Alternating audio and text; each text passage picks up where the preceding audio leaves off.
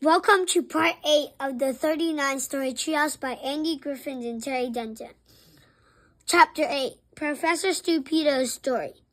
Professor Stupido, the world-famous uninventor, first discovered his powers of uninvention as a young boy when his wind-up toy refused to play with him one day. In a rage, he grabbed a hammer, raised it high above his head, and with one mighty blow uninvent his toy robot forever. You are a rotten wind-up toy. You whir and click and stammer. I hereby uninvent you with the help of my dad's hammer. Smash! Bleep. Not long after uninventing his toy robot, he discovered he could also uninvent boring books. Your plot is boring and your characters dire. I hereby uninvent you via the flyer. Fleeing.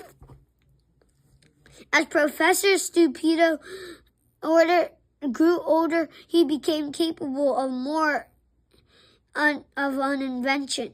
One day, while out walking in the park, he saw a hot ice cream seller and thought hot ice cream would be the just thing to warm him up. Hot ice cream, get your hot ice cream, hottest ice cream in town, just what I need. Unfortunately, the hot ice cream was so hot that it burned the professor's tongue, and in a fit of rage, he uninvented hot ice cream on the spot.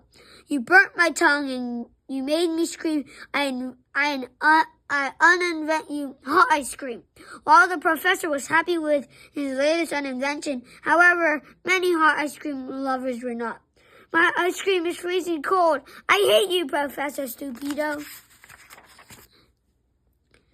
Not long after uninventing hot ice cream, Professor Stupido's increasing amazingly powers of uninvention were put to the test when he was buzzed by a gang of flying beetroot riders. Ha ha, hee hee, ho ho.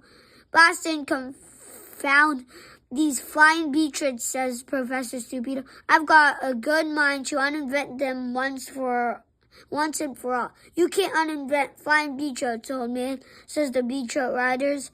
Flying beetroots are here to stay. Oh yeah, says Professor Stupido. Well, let's see about that. You can't uninvent flying beetroots. Stupid flying beetroots, whizzing through the air. I hereby uninvent flying beetroots everywhere. Suddenly, there was no such thing as flying beetroots, and the surprised EX flying beetroot riders fell from the sky and crashed to the ground. Ouch! Ugh! Oof!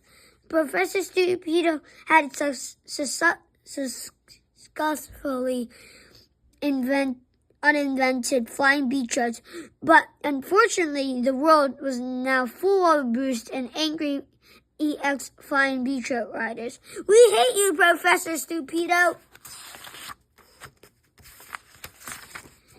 One afternoon, Professor Stupido was taking his daily stroll, thinking of new things to uninvent, when a 10-tongued frogpotamus jumped out of a tree and attached himself to his head.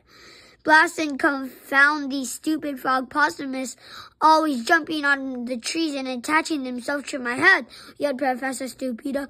I'm going to uninvent the lot of them. And so he did. Frogpotamuses, I am not a fan.